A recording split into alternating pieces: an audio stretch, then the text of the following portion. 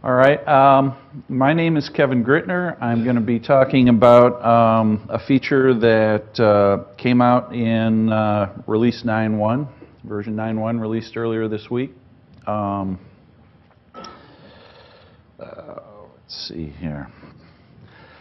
As an overview, since serializable transactions, that's a transaction isolation level, I'm going to start by talking about what database transactions are, how they work, what they're good for, and since it's a technique for protecting data integrity, I'm going to discuss the various techniques that are available for doing that and where this fits in.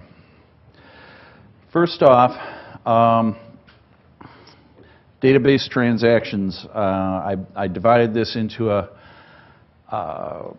couple sections. I took the ACID acronym and it always struck me that there are two parts to that really. One is to organize the work of the database into logical units. The units are atomic. A transaction commits or rolls back all as one unit. You don't have part of it going into the database, at least in terms of what's visible and permanent, without the rest of the transaction. And durable. Once it successfully commits, the transaction is not lost even if the database crashes. The other part is that a transaction is the basis for integrity protections. The work of one transaction is isolated from the work of another so that they don't have strange interactions. It's a way of dealing with the race conditions that could occur otherwise between different connections. And the C part of the ACID acronym is for consistent. A single database transaction, the commit of that transaction moves the database from one consistent state to another. Whatever business rules are enforced by the software, by triggers or by the application code are seen as in effect before the commit and after the commit. And it all moves atomically. So the next part is what are isolation levels for transactions?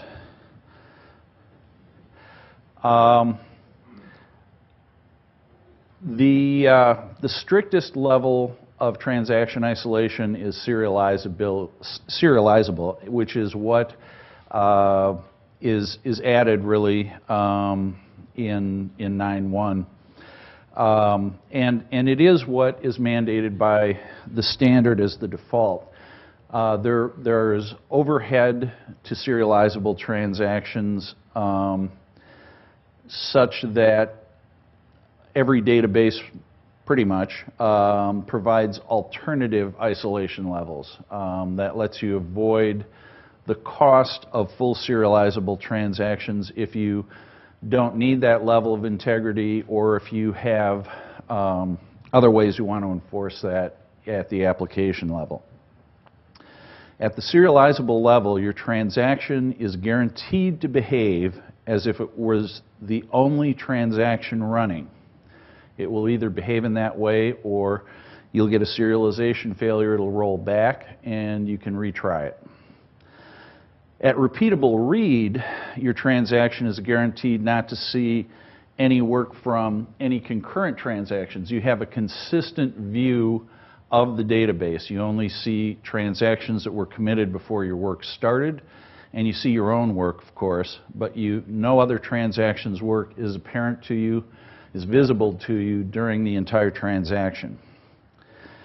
In read committed, the guarantees are much weaker.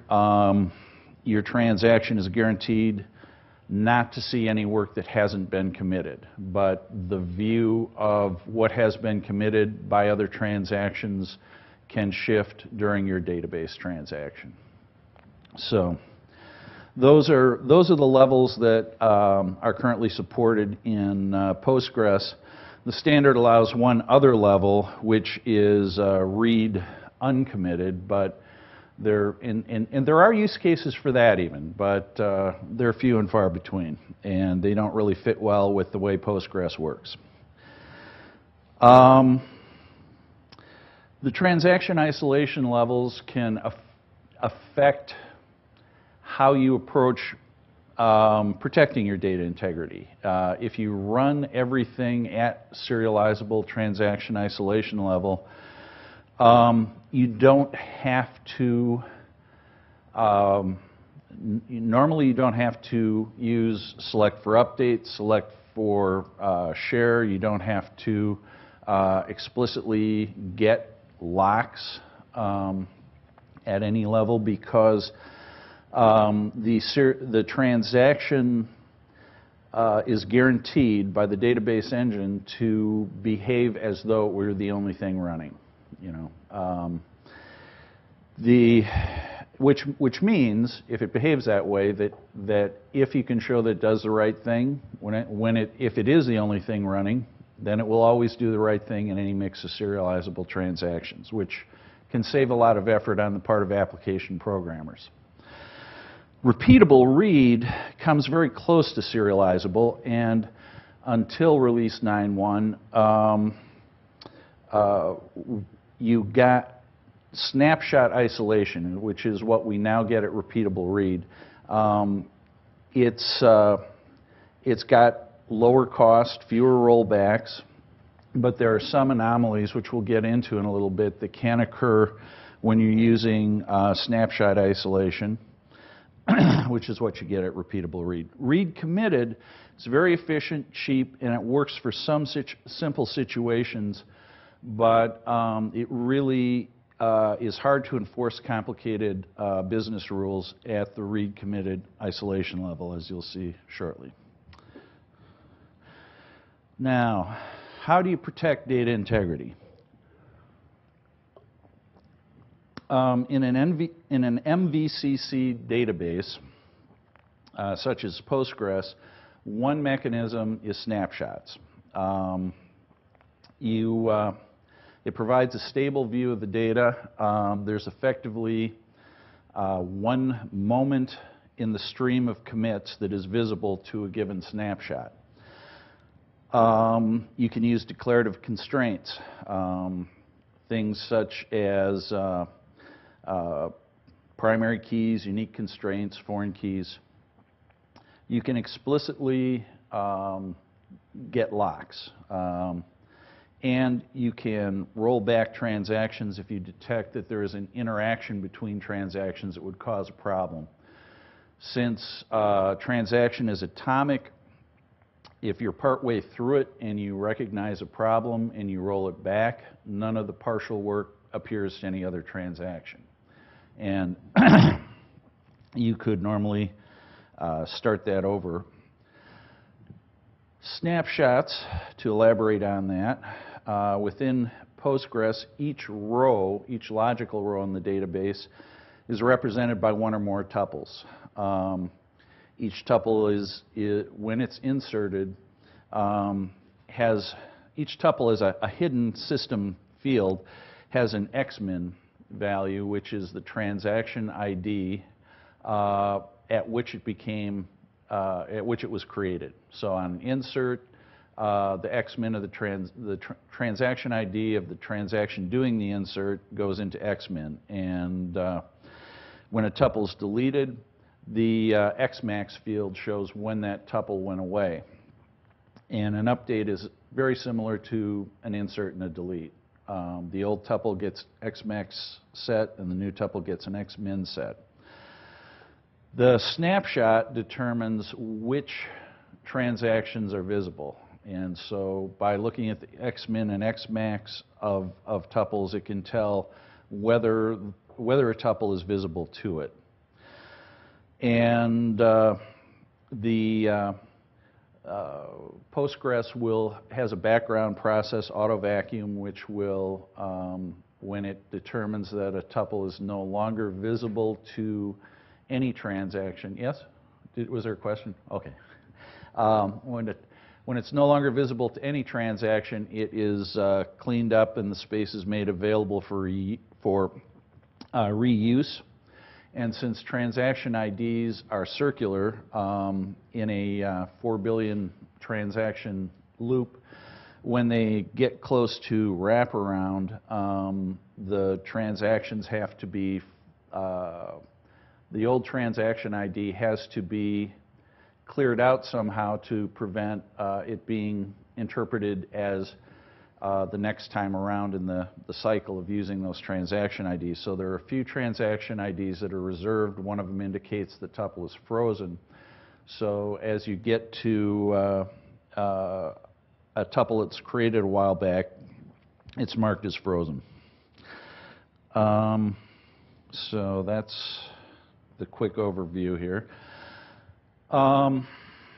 There's a lot of related topics here that would put this way over the allotted time. So here's some of the things I'm not going to talk about to any great degree, but just to mention quickly what they are. Within a transaction in Postgres, you can have sub-transactions, which can be, you can create them explicitly with the save point command, and you can roll back to a save point or continue on.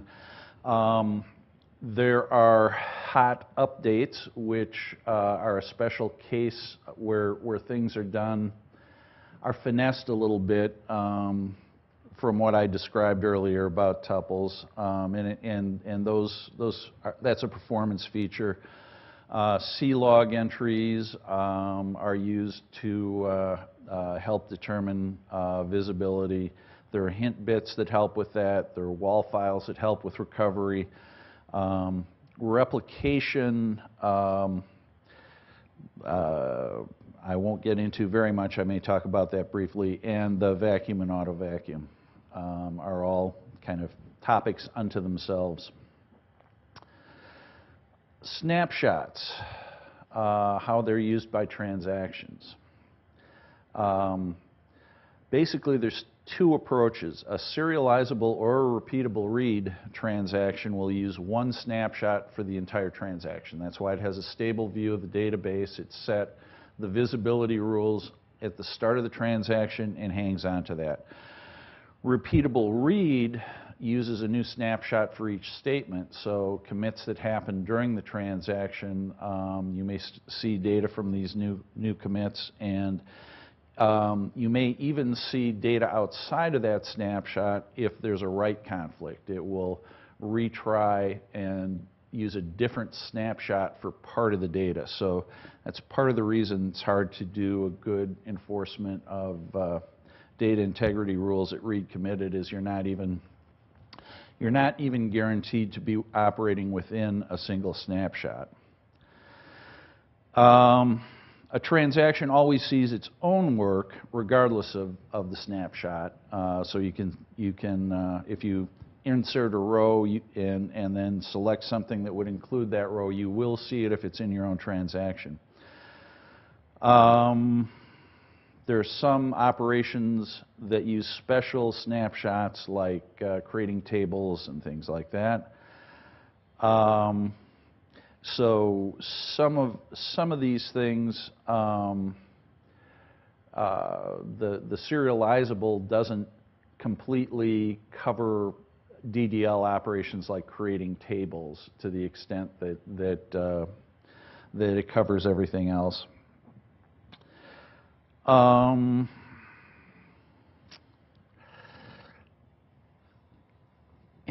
let's see.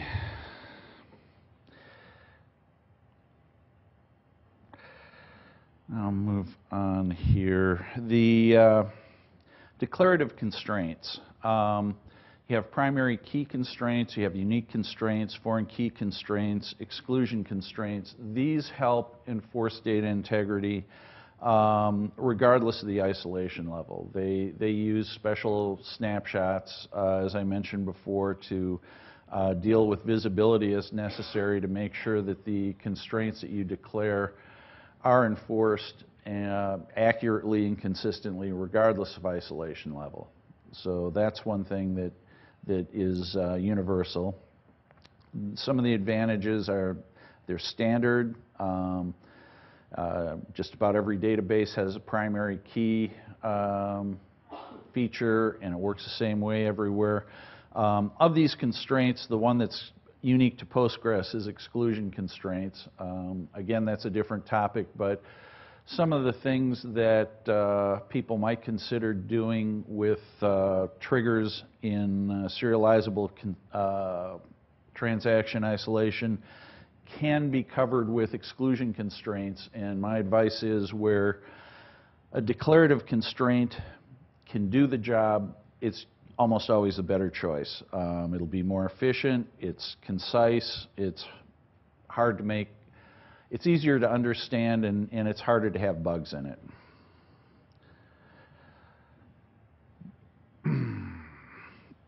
Another way you can enforce the integrity of your data in terms of your business rules is by using locks and blocking out conflicting activity. That happens automatically at row granularity in Postgres whenever you do an update or a delete. Select for update or select for share also do that sort of. They don't create conflicts, but they do block other transactions temporarily, and all of those cause a write to disk. So that is one disadvantage compared to the new feature, which does not normally write to disk. And all of these last until a commit or a rollback. In order to enforce integrity in the face of deletes, that or inserts, I should say, that doesn't necessarily work because you can't, using that technique, since it works by updating information in the tuple, you can't lock rows that haven't been inserted yet. So in a lot of cases, to enforce your business rules under Postgres without serializable transactions, you have to get table locks. There's some level of table locking that's automatic with a lot of statements. You can explicitly get table locks. And these always last until a commit or a rollback. If you want to use them with repeatable read or serializable transactions, which keep the same snapshot for the entire duration of the transaction, you should acquire the locks before you do your first operation, such as a select, because otherwise you can have some pretty strange things happen. You've done some selects, you have a single snapshot, you think you have a consistent view of the data, you get your lock on the table, but before you get that lock, if someone else modifies data, there's a change in the database you're not seeing. You know, if you want to enforce consistency with table level locks, you should normally get them before you do anything else in the transaction. And then there's advisory locks you can use in any way that you want. They're just based on numbers. There's no semantics assigned to any of the numbers. Sometimes people use object IDs, things like that. They can be acquired and released at any time. And finally, transaction rollback. At repeatable read or higher, if you have two transactions that try to delete or update the same row, you get a write conflict. The transaction is, the first committer wins, the other transaction rolls back. Deadlocks can occur when you're using the table locks or the advisory locks. And in the new serializable snapshot isolation, you can have dangerous structures that also cause serialization failures. In all cases, any of these cases, you would normally want to retry your transaction. In a lot of frameworks, there's there are built-in, relatively easy ways to retry transactions from the beginning. If you're going to enforce complex business rules, you normally want to use those. You know, how hard is it to prevent transactions from stomping on the work of one another and getting into these race conditions? The simplest case is if transactions are actually serialized. And there are actually a few databases that take this approach. They partition the data, and a query only runs against one partition, and they lock down the entire database, that entire partition for the entire run of the transaction. And in certain cases that can work. Another place you tend to see this a lot is financial transactions. Sometimes there are big batch processes that run on a monthly cycle or whatever, where one of them runs to completion, somebody okays it, you run the next job. There's a set of transactions that run one after the other. Obviously, you don't have race conditions when they're running one at a time. The rule for serializable transactions is there has to be the behavior of the set of transactions has to be consistent with some serial one at a time execution of the transaction. So if they're actually running one at a time, that's easy. It's the order they ran in. If you have a database which is locked down and you're only reading from it, there's no concurrency issues. Nothing is going to step on the work of anything else because nothing's being modified. If you have one writer and many readers, there's no blocking in MVCC between a reader and a writer, and so any transactions which are at repeatable read or serializable isolation will see a consistent state through the whole transaction, and it will appear to be serializable. The writes will be in the order of execution. Any read that can't see data because the writing transaction was in process will appear to have run before the writer. Read committed, I'm not a big fan of. It's the default in Postgres, but you get a lot of weird behaviors that make it hard to enforce business rules of any complexity.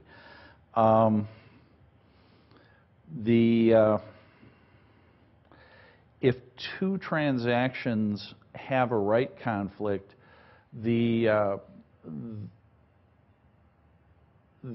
one that does the update first will block the other one, and if it commits, the second one will follow the pointer to the new version of the row, see if it still meets the selection criteria, and use the new one, which isn't even in the snapshot it was using for the rest of the statement, to try and complete the statement it's running, which it can have some very surprising results.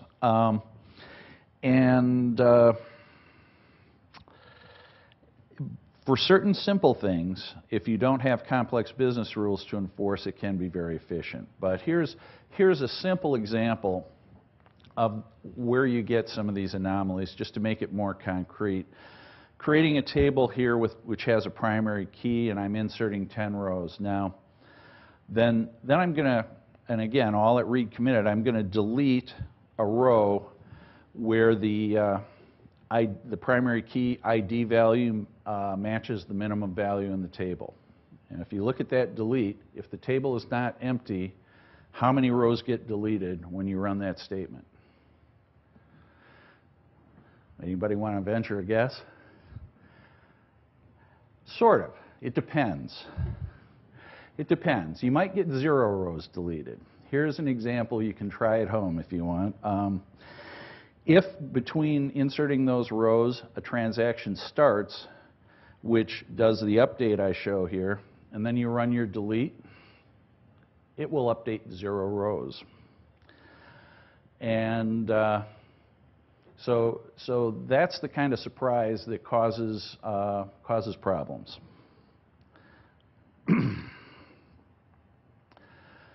With the snapshot isolation, the previous example would have provided less surprising results. It's a stable view of the data for the duration of the transaction. Reads never block writes, and writes never block reads. And the interesting thing here in terms of having some apparent order of execution is that they appear to have been executed. Obviously, if a transaction commits before the next one, before another transaction starts, you can consider the transaction which committed first to have run first. But if there are two concurrent transactions, the one that tries to read data from the other appears to have executed first because it doesn't see the later state of the database. So the problem is when you have a cycle in that, you can have it with just two transactions. A tries to read something B wrote, B tries to read something A wrote. Neither of them can see what the other wrote, so they both appear to have run before the other, which is where you get anomalies which can keep your business rules from working correctly. And just to diagram this out a little bit, we have two transactions, T0, T1. This is called simple write skew when this pattern happens. T0 tries to read data which has been written by T1, can't see it, so that means that T0 appears to have executed before T1. The arrows go in the apparent order of execution. So the next thing that happens is T1 tries to read data that was written by T0, but can't see it. So it appears to have executed first.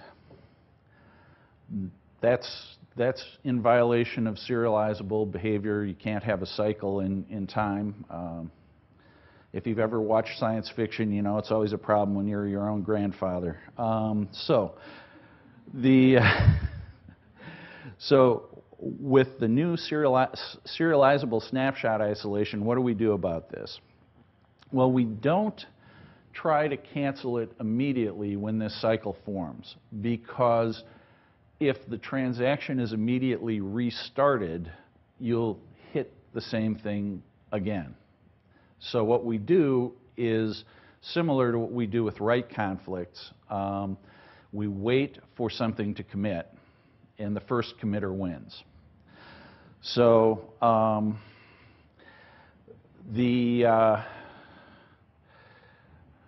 we always let something commit with this feature before forcing something to roll back to clear the cycle, so that progress is always made. In fact, we always let something commit which wrote data. So you can't be totally thrashing and making no progress in this environment, because it waits until a successful commit of something that wrote something before it rolls back a transaction to prevent the anomaly. To make this a little more concrete, rather than just circles and arrows, let's say that you've got a table of products in a supermarket, and well, I guess fruit table here specifically, and you've got some entries where a fruit is called Chinese gooseberry, and another where it's called kiwi fruit, but it's the same thing, and you want to make it consistent. And two people go at this problem at the same time. But one of them goes one way, the other goes the other way. If those transactions are concurrent, then if you are using repeatable read, what you will get is they'll swap. You'll still have both in there. It isn't consistent with either order that these two transactions could have run in. So that isn't consistent with serializable behavior.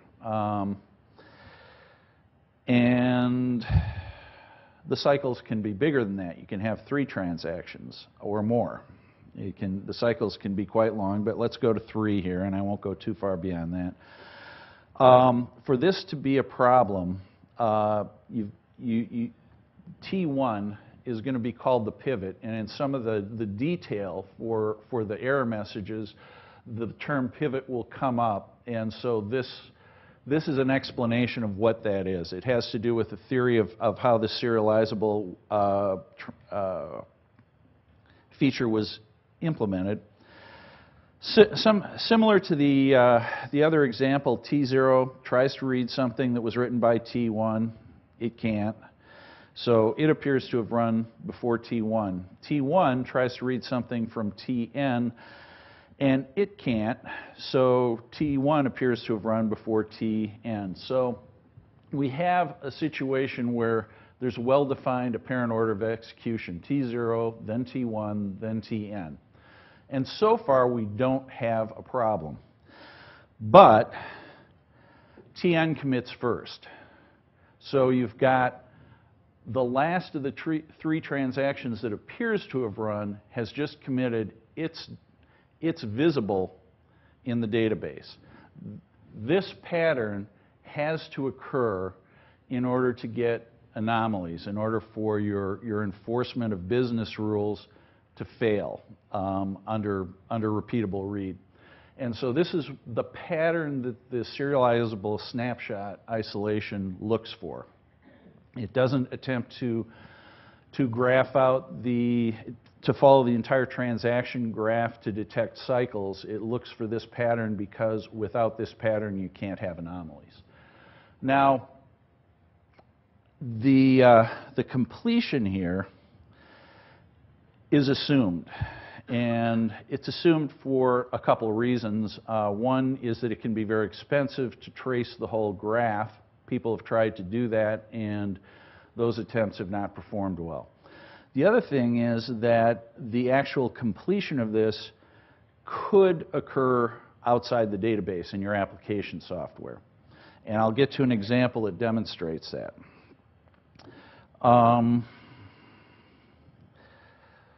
So, one special case here, if you look at the documentation, we recommend that if you're going to use serializable transactions in Postgres under 9.1 or later, any transaction that you can declare as read-only, you should, because this allows some optimizations that will reduce your rollback rate and improve performance. And the reason is that in order to complete the cycle here, if T0 is read-only, it turns out, if you analyze this carefully enough, that not only does Tn have to commit before T1 or T0, it has to commit before T0 gets its snapshot, which allows you to eliminate a lot of cases that would otherwise look like dangerous situations and cause a rollback.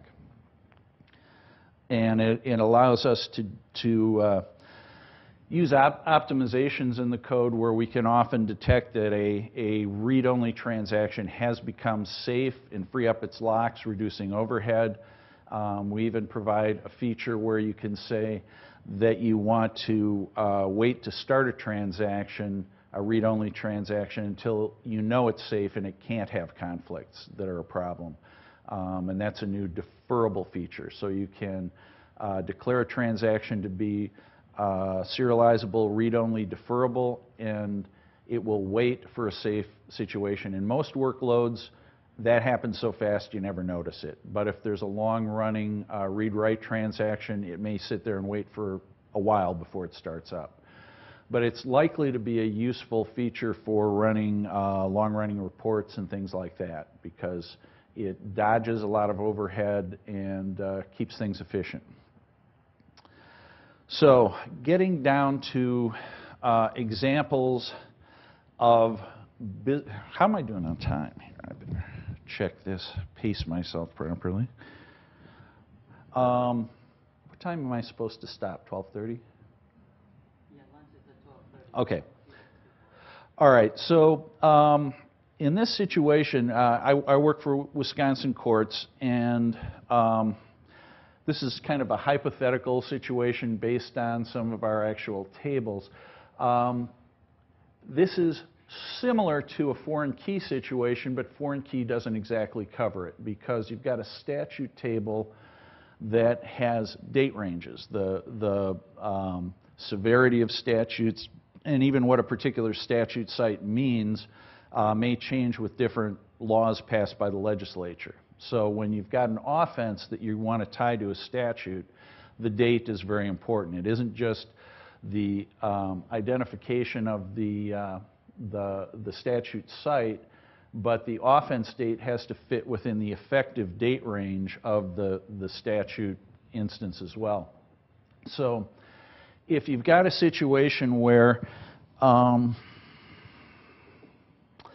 let's say somebody's adding an expiration date for a statute, at the same time someone's adding an offense that would have fallen into the open-ended range that the statute previously had, if those transactions are concurrent, in repeatable read, neither would see the work of the other, and they would both complete, and you'd have an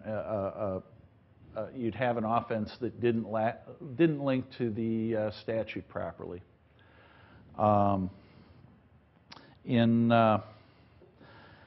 With the serializable transaction, it would detect that kind of right skew and would roll back one of those transactions, and when you retried it, you get a meaningful error. There are a wide variety of situations where this can come up.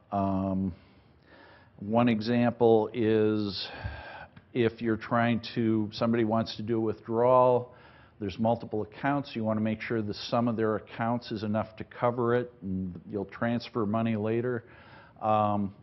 With repeatable read, that can be tricky unless you either materialize the conflict by having a total that you update from triggers, or you lock the table before you do the update transaction. One example I've seen in the literature is there's a rule that you have to have an on-call doctor for every shift, at least one. And let's say you've got two in concurrent transactions, somebody wants, two different people are taking two different doctors off, each one sees the other doctor is there, then they both commit and there's nobody on call. And so on. At the end, I will have a reference to a wiki page where I have a lot of examples if you want to see this in a really concrete form where you can step through it and give it take it for a spin. Consistent with some actual order of execution, sometimes people are expecting the apparent order of execution to be the commit order, which with SSI, Serializable Snapshot Isolation, is not necessarily true. With these two transactions, you've got this is based on a hypothetical receipting application where you've got a control record in a control table that says what the current deposit date is, and when you go to add a receipt, it will associate it with that deposit date, so you can get a total at the end of the day for your deposits. And in practice, at least in the courts, that cutoff is somewhere in mid-afternoon, so they can get it to the bank before the end of the business day. So they're still receipting actively while that deposit date changes. With snapshot isolation, the repeatable that you get at repeatable read, even though,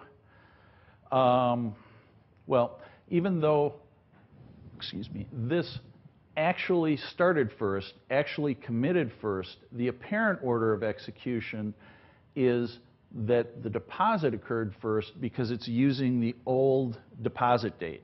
It can't see the work of the concurrent transaction, so it's using the old date, so it appears to have run first. Now, this transaction is still fine if this is all that's happening. The update of the control table committed first and became visible first, but nobody looked at it, so we're okay. So this gets us to where even a read-only transaction can create a problem. because this is exactly the same situation, but if after the deposit date is closed, they immediately run a report listing the receipts for the date and coming up with a deposit total, and this transaction 1 over here has not yet committed, you're going to leave it out. Your report is not going to be complete. So in snapshot isolation, repeatable read, you could have an incomplete deposit report here, and with the serializable transactions, one of these transactions will get an error and retry, and you'll be in a good state. The other thing that this can demonstrate is how you don't always necessarily even have all the information to detect the cycle in the database engine, because the same application program may have run transaction 2, and after seeing that it's successfully completed, gone ahead and run transaction 3 to list the deposits for the period it just closed.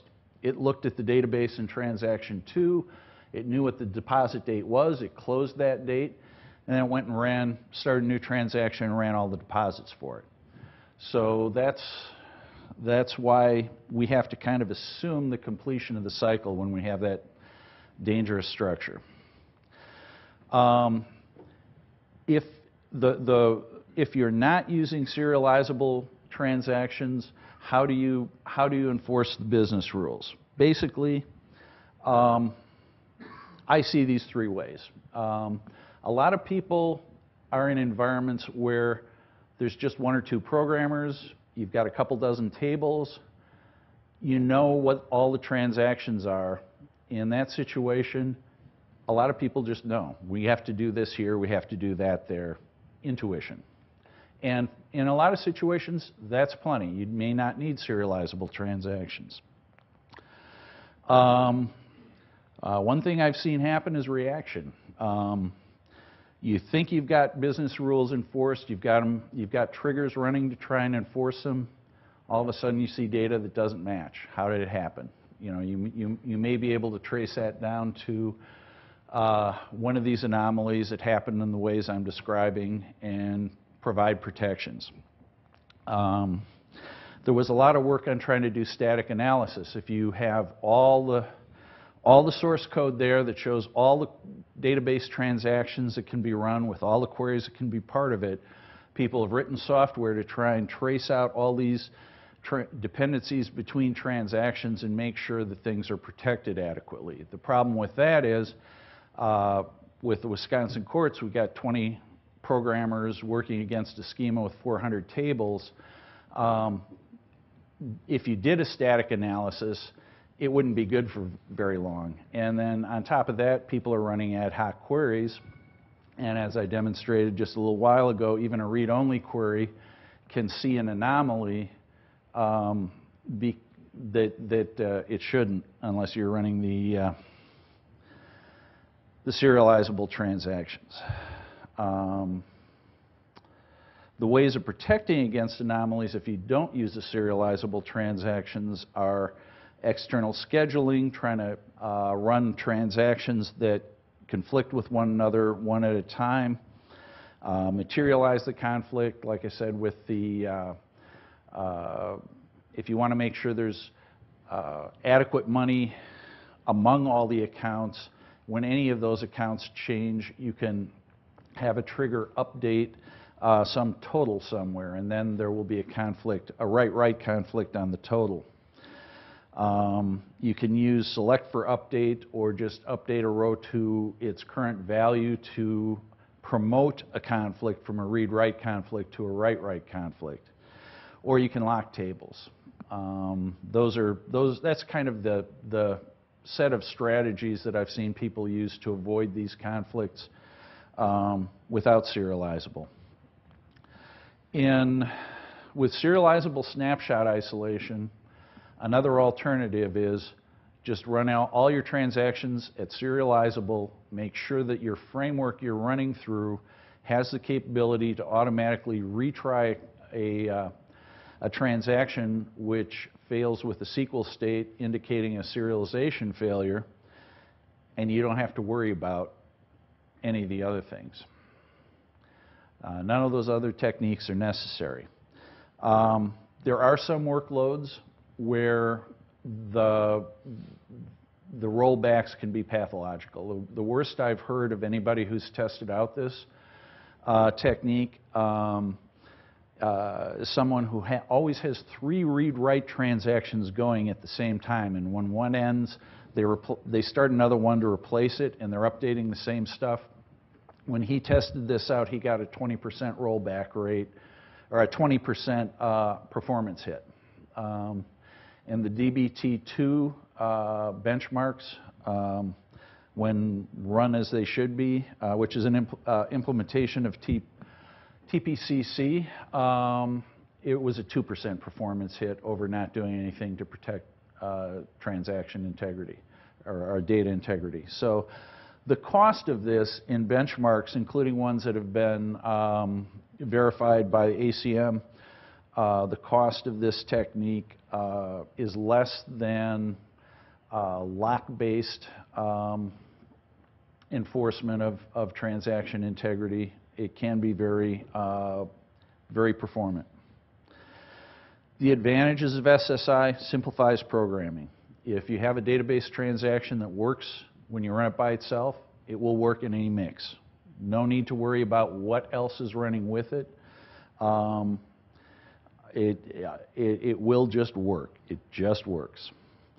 By avoiding the table locks, you improve concurrency.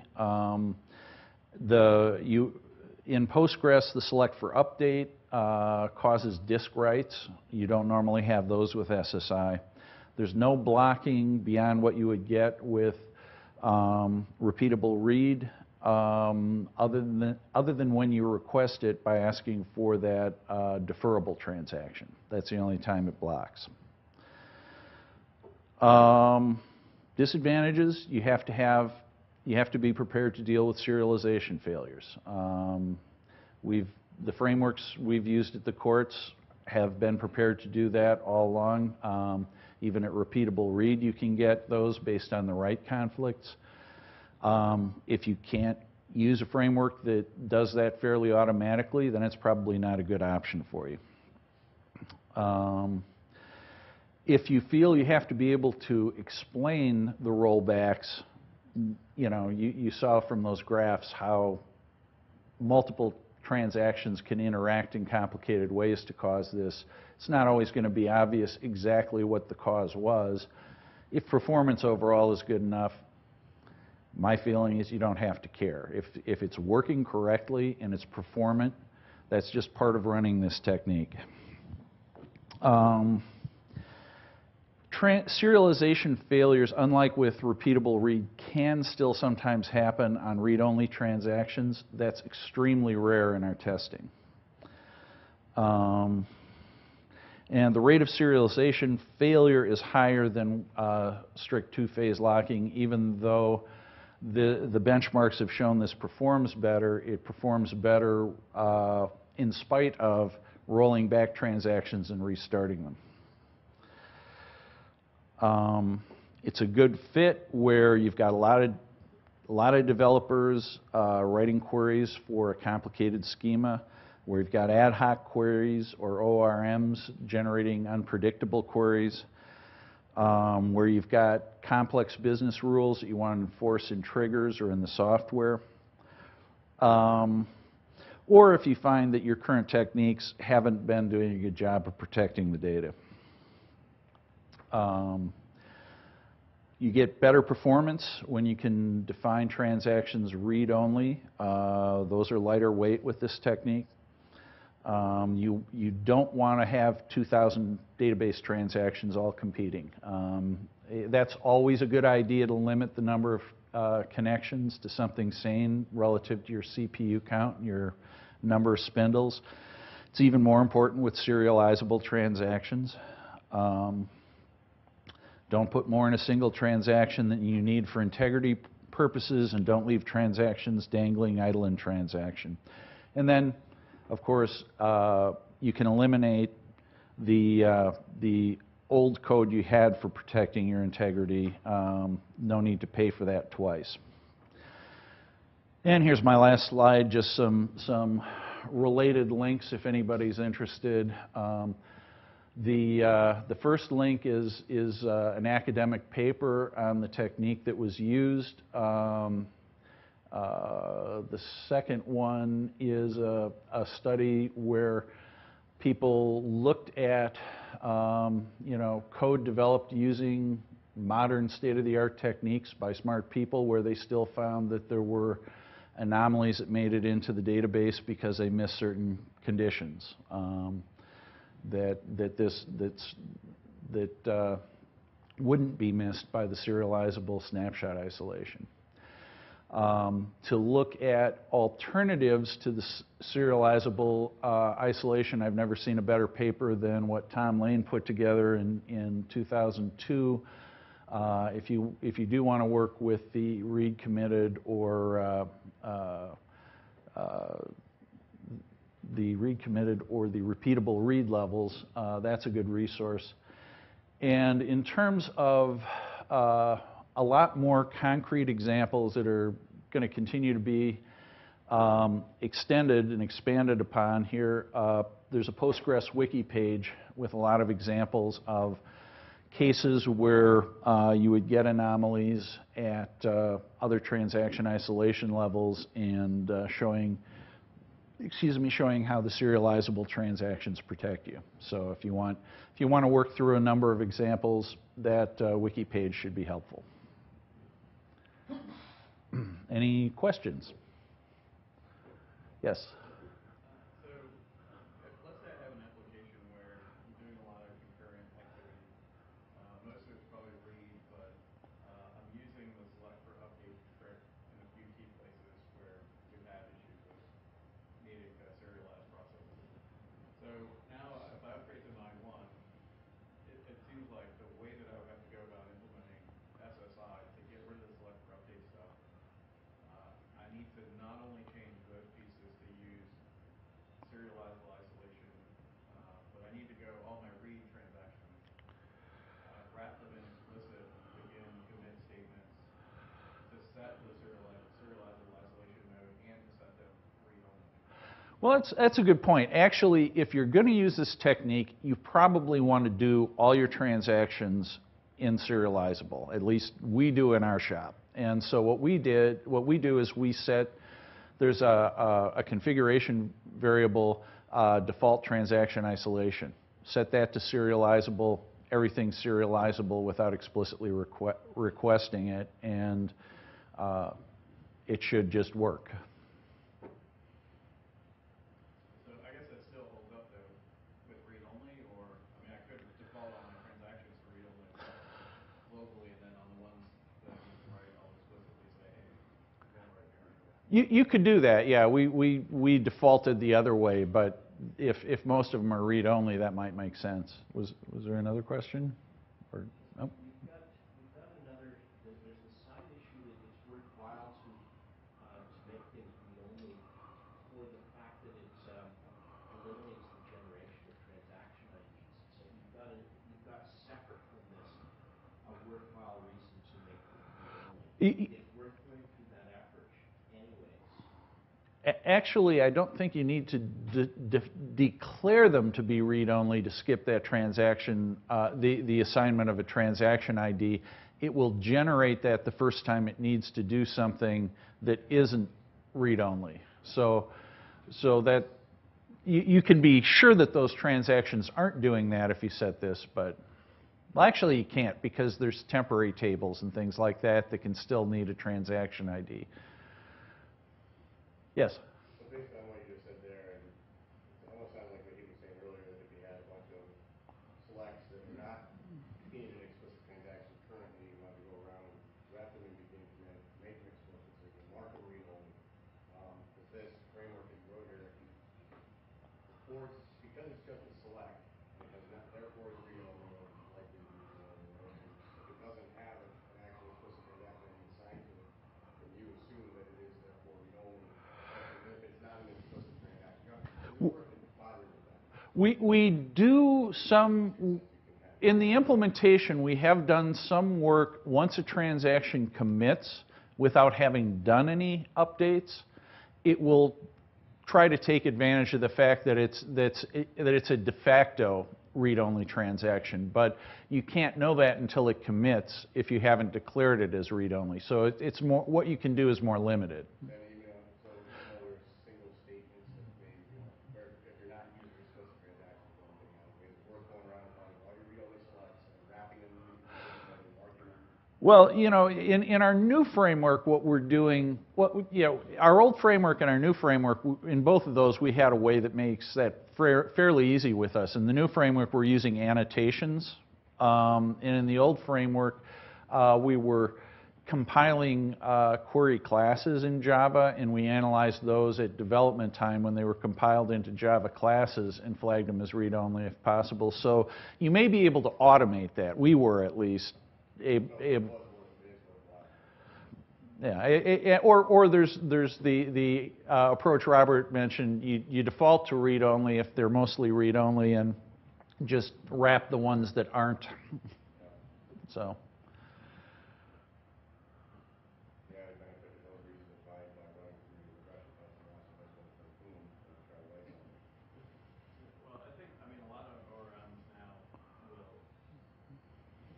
they'll just run statements individually, and then when you need to do write operations, they tell you start an explicit transaction, and then you use that to know the difference. So in this case, I guess I would say the easiest way to get this going is set default isolation to serializable, set default to transaction, and then since you already have code that says do a begin and then do a write, now it's just do a begin and then set the transaction mode to not be read-only.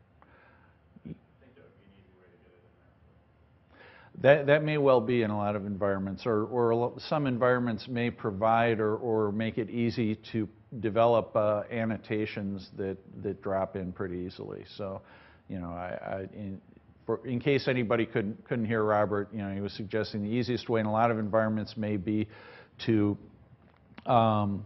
set your configuration to default to read-only, set it to default to serializable, and then just override for those cases where it's not. So, yes? Is this the same talk you gave at PGCon, which No. The PGCon talk was much more oriented toward the Postgres those working on the Postgres engine. How was this implemented? And this talk is geared more toward people who are going to be using the feature. There's overlap, but. So basically my question was, do you have that more technical talk on it? Yeah. Yeah, the guy who joined me in this effort, Dan Ports, who's a PhD candidate at MIT, took the lead on that presentation, and he has the slides up somewhere, and I should have put that in here and didn't think of it. Hopefully there's at least a link at the, if you look at the PGCon talk description. If not, I know he gave a URL in at least one post on the hackers list. If you're good at searching that thing. Any other questions? I guess I'm done.